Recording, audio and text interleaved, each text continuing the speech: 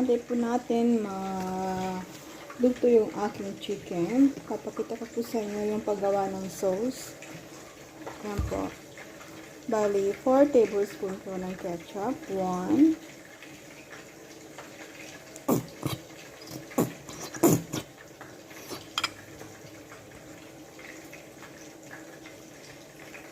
2.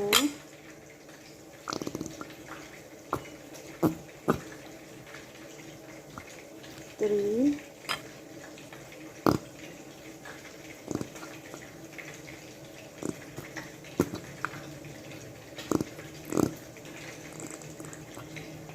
Sorry po yung ketchup, hindi na masyadong madami kaya.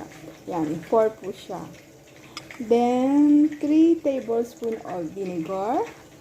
Ayan yung vinegar, white vinegar.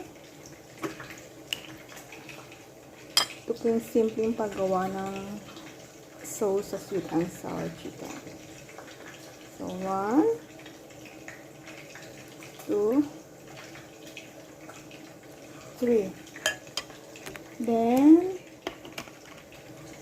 3 tablespoons of sugar.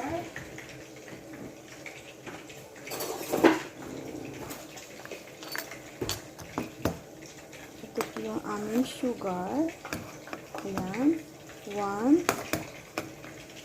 2, and 3.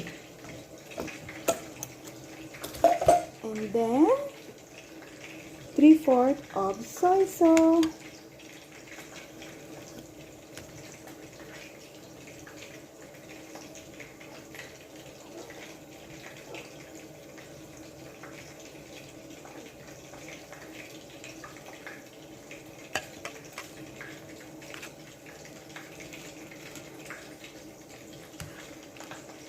Ayan po. Mix po natin lahat ng ingredients. Ito po siya. Pakita ko po sa inyo. Mix po natin lahat siya. Hanggang sa mag-absorb po yung bawat ingredients na lagay natin.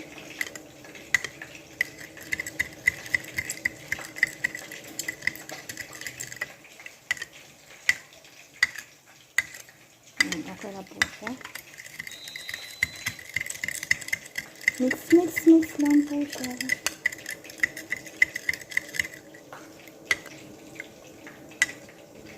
Okay. Ito na po siya. Ito na po siya. Yung aking na-mix na. Ayan na po siya. Oh, saan ba yun? Ayan na po siya.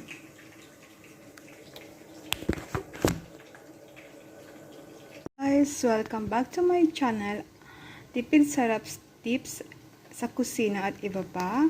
At ngayon po, ipagluluto po kayo ng napakasarap na sweet and sour chicken. At ito po yung ating mga kailangan na ingredients. Chicken, breadcrumbs, carrots, bell pepper, garlic and ginger, 7-up po para sa pag-marinate ng chicken, soy sauce, ketchup, vinegar,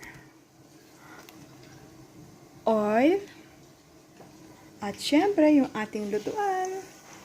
Ngayon po, kailangan po muna natin i-marinate yung chicken natin sa eggs. May eggs po pala itong chicken ko. 1 eggs. Tinagay ko siya ng 1 eggs.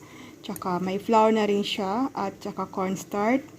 Then mix all together the ingredients po. Yung sa flour po, kung gaano po kadami yung chicken, depende po sa paglagay yun ng flour at ng cornstarch. So, saka yung eggs po. So, akin din, hindi masyado yung chicken ko. So, 2 breasts lang siya ng chicken. So, nilagyan ko po siya ng 1 eggs and 1 and a half tablespoon of flour and 1 tablespoon of cornstarch. Tsaka po yung Sprite, half of, yun po yung 7-up. Half po niyan, saka nilagay ko po siya. Then, mix all together lang po siya. Then, pag pa-fried na po natin siya, ilalagay po natin sa breadcrumbs para maging crunchy yung chicken. Ano po siya. ilagay po natin lahat ng chicken sa breadcrumbs. Pag ipa-fried na, ayan. Kasi masarap yung may breadcrumbs siya.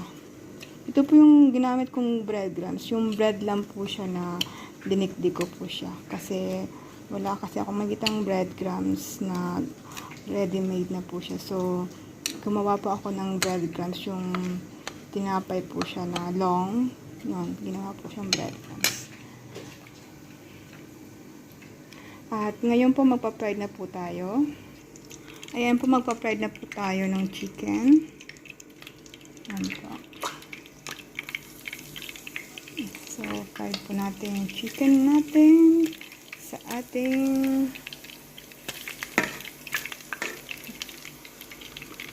lutoan. Ayan po, fried po natin. Wait lang po. Change ko po yung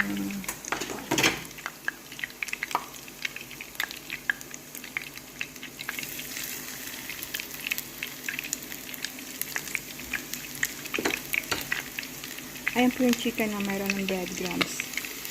Ayan. Kompleto ricados na po siya. So, try nyo po mga mami, papski, mga ate, kuya na mahilig magluto. Try nyo po to. Ipatikim nyo sa inyong mommies, daddies. And I'm sure magugustuhan po nila. Maging creative lang po tayo sa pagluluto para maging masarap ang ating niluluto. Kasi po, pag creative ka po sa pagluluto, mas lalong sumasarap ang inyong niluluto.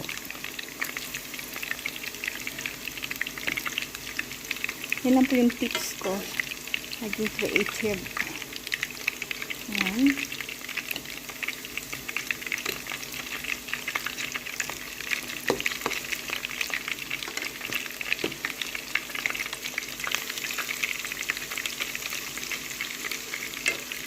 Yeah.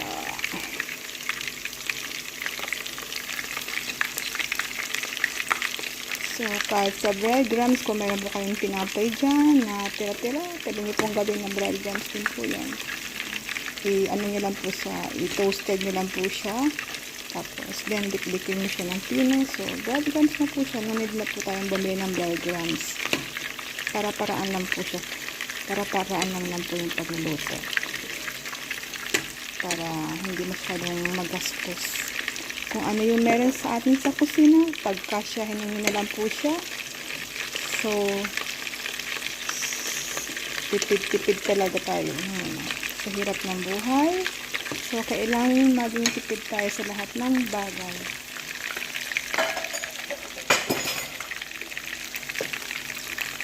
Ayan. Hayaan po natin siya maging golden brown yung ating chicken.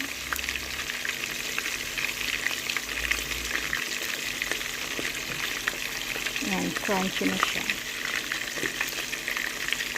Pag ganyan na po yung chicken, balikan na po natin. Kasi mabilis na po maluto. Kasi ano siya eh. Kumbaga, malambot na yung chicken. Hindi na mahirap lutuin. Yan, balik pa rin po lang natin isa-isa para po pantay yung luto niya. Nagluto po kami ng maaga kasi mamaya po wala naman kaming kuryente. As usual, laging walang kuryente dito sa aming lugar. So, kailangan agahan yung pagluluto bago mawala ng kuryente. So, ang hirap po kaya mag-adjust pag nagluluto ka tapos biglang nawala yung kuryente niya.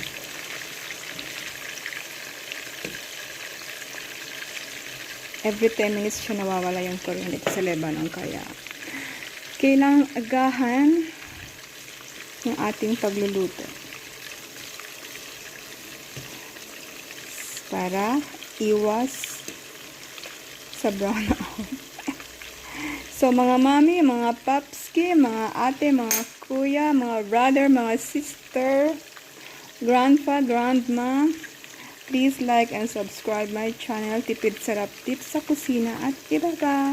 And I'm Abet, ang inyong madaldal na tagaluto. Sorry guys, sobrang madaldal ba? Okay lang po yung konting kwento habang nagluluto para hindi boring. Ayan po siya. Okay na po siya. Pag nag-golden brown na po yung ating chicken. Kita niyo po, golden brown na yung ating chicken. At ngayon po, magigisa na po tayo ng yung onion, saka po yung ginger na dinikli ko ng konti. Same pan po yung paglutuan natin para tipid po sa hugasan. Ayan po.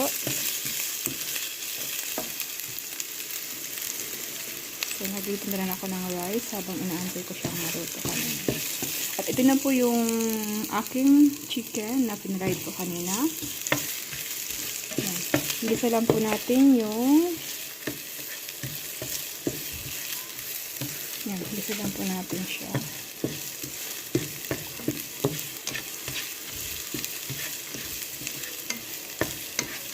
Gisa lang, konti, lang.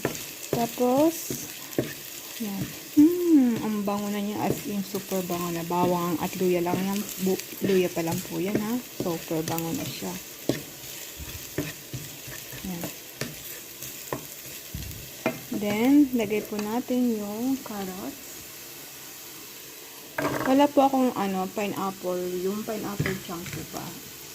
Pineapple chunk. Kasi wala sa supermarket. So, I decide na carrots sa bell pepper na lang ilalagay ko. Wala po siya kanina sa baba. Bumaba po ako. Wala po talaga siyang available na pineapple chunk. Kaya ito na lang po yung ginawa ko ng remedyo para mas lalo makatipid tayo. Kasi sa baba daw, mahal daw yung pineapple chunk. Times 3 daw yung price na. So, ito na lang po yung carrots. Medyo mura lang siya. So, okay naman po siya. Basta basta ang importante lang po yung sauce niya. Pag tama po yung timpla ng pagkatimpla ng sauce, nandun po yung sarap ng sweet and sour chicken. Kasi minsan, yung kagaya ng amo ko, ayaw niya rin po ng may pineapple. So, ito na lang po nilagay ko. Yung carrots, saka bell pepper. Sabi niya po, ayaw niya rin na po ng bell pepper. So, ang pangit naman pag carrots lang nilagay ko, walang kulay ba yung aking sweet and sour. Kaya, bumili na ako ng bell pepper kahit isang piraso. Lagay natin yung bell pepper. Para may kulay yung aking sweet and sour. Ayan siya. Halu-haluin lang natin yung ating bell pepper. Ayan guys, gisa lang po natin yung bell pepper, yung carrots, then yung nilagay ko po siya ng onion po, pero yung onion ko po hindi ko siya kinat ng maliliit para ano po siya. Yan po. Then lagay po natin yung ating pampasarap, ang ating sauce. Yan po, lagay po natin siya.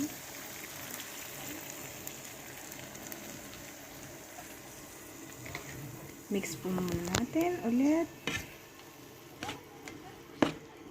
Ayan. Saka po natin ilagay ang ating na fried na chicken.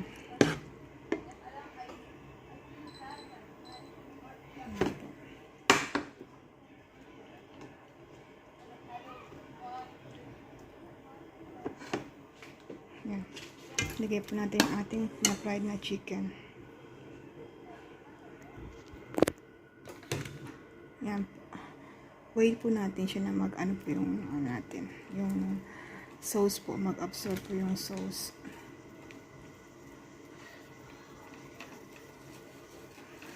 Siguro mga ilang minuto po. Saka po natin ilagay yung ating piniried po na chicken. Yan. Lagay po natin yung ating chicken. Ayan na po siya. Haluin lang po natin ulit.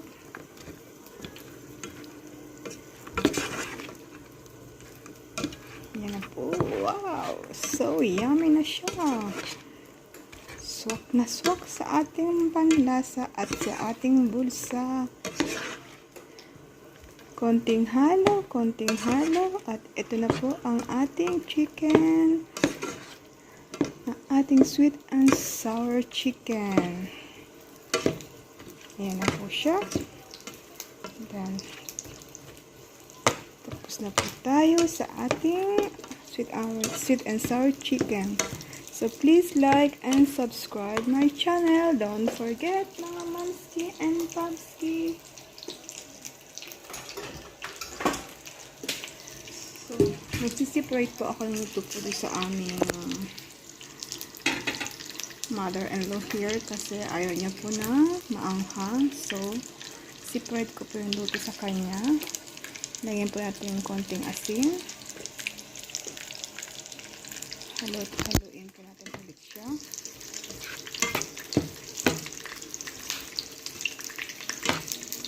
Wow! Super delicious! So, ang aking ulam for today.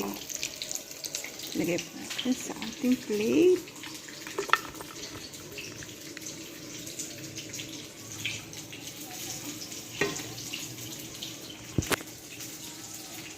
Ayan na po yung aking sweet and sour chicken. Yummy! Please like and subscribe my channel. And if you have a comments po, huwag po kayong mahiya sa magkomento. At tangkilikin niyo po sana ang aking channel. At I try my best po na makapag-share po ng iba't ibang klaseng luto. So please like and subscribe my tipid sarap tips sa kusina at iba pa. At happy lunch po sa inyong lahat. Bye bye.